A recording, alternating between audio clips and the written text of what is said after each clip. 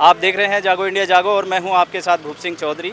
आज जो है 5 राज्यों के चुनावों के रिजल्ट आ रहे हैं और भाजपा जो है 3 राज्यों में बड़े बहुमत से जीत हासिल कर सरकार बनाती दिख रही है। भाजपा महिला मोर्चा अध्यक्ष राखी राठौड़ जी से जानते हैं इस पर उनका क्या कहना है। देखिए, जिस तरह से बंगाल में जीत है, मैं समझती हूँ कि बंगाल के लिए आज एक स्वर्णिम दिन है।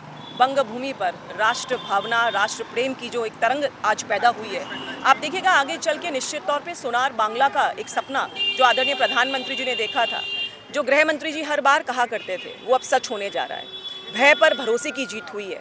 जिस आतंक से, गुंडागर्दी से लगातार बंगाल जो है वो ग्रसित रहा, जो विकास होना चाहिए था बंगाल का, जो सेंटर की योजनाएं बंगाल के लोगों तक नहीं पहुंचती थी, अब वो पहुंचने लगेगी। और मैं यही कहना चाहूँगी, आज एक ऐसा क्षण है जो ऐतिहासिक क्षण है और आगे चल के बंगाल के लोगों को जिस तरह की सुविधाएं मिलनी चाहिए उसको सुनिश्चित कराने के लिए डबल इंजन की सरकार काम करेगी।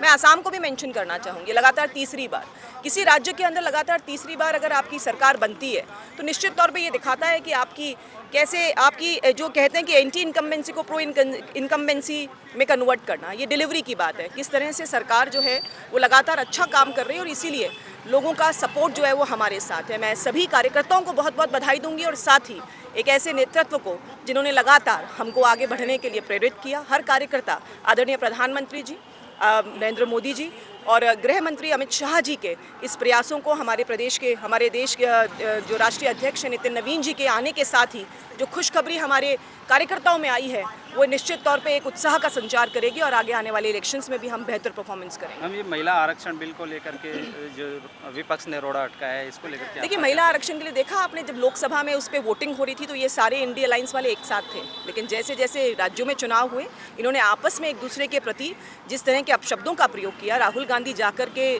टीएमसी के लिए सिंडिकेट वर्ड का यूज़ करते हैं, यानी साफ साफ दिखाता है कि जब महिलाओं की बात आती है तब ये एका करके विरोध में वोट करते हैं और अपने अपने राज्यों के अंदर जब पहुंचते हैं तो आपस में एक दूसरे से लड़ते हैं। तो इनका असली चेहरा जो है वो लोगों के सामने आ गया है कि ये सिर्फ और सिर्फ महिला विरोधी हैं और जहां जिस स्टेट में इनको जो सूट करता है वो वैसी बातें करते हैं, लेकिन जब महिलाओं के समर्थन की बात आती है तब एका करके उनके अगेंस्ट वोट करते हैं। मैम, कांग्रेस का तो खाता ही नहीं खुलता दिख रहा है तमिलनाडु, सॉरी उसमें पश्चिमी बंगाल में। इस पर आपका पिछली बार भी जीरो थे, इस बार भी जीरो, ना नफ़ा ना नुकसान। इससे मुझे लगता है कि कांग्रेस पार्टी के पास तो नथिंग टू लूज़ था और जीरो पे थे, जीरो पे हैं। और मुझे बताइए आज राहुल गांधी जी हैं कहाँ पर?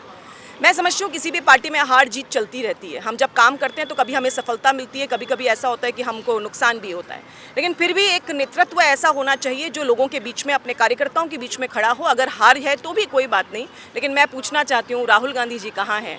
ये आपको नज़र नहीं आएगा क्योंकि कार्यकर्ता कांग्रेस के भी नहीं जानते हैं कि उनके जो नेता हैं उन्होंने आज सेंचुरी बनाई है अपनी हार की। और जब ऐसा नेतृत्व हो तो रिजल्ट्स भी ये होंगे, जीरो पे थे, जीरो पे हैं और जीरो पे ही रहेंगे। मैम, ममता दी तो कई तरीके के आरोप प्रत्यारोप भी लगा रही है कि मुझे काउंटिंग तक नहीं पहुंचने दिया जा रहा है। चुनावी प्रचार में भी उन्होंने कई जगह ईवीएम का मतलब बोला था। ये तो सिर्फ और सिर्फ जब हारते हैं तब ईवीएम की बात भी आती है, तब एसआईआर भी याद आ जाएगा, तब ये भी कहेंगे कि चुनाव आयोग जो है वो कॉम्प्रोमाइज्ड है।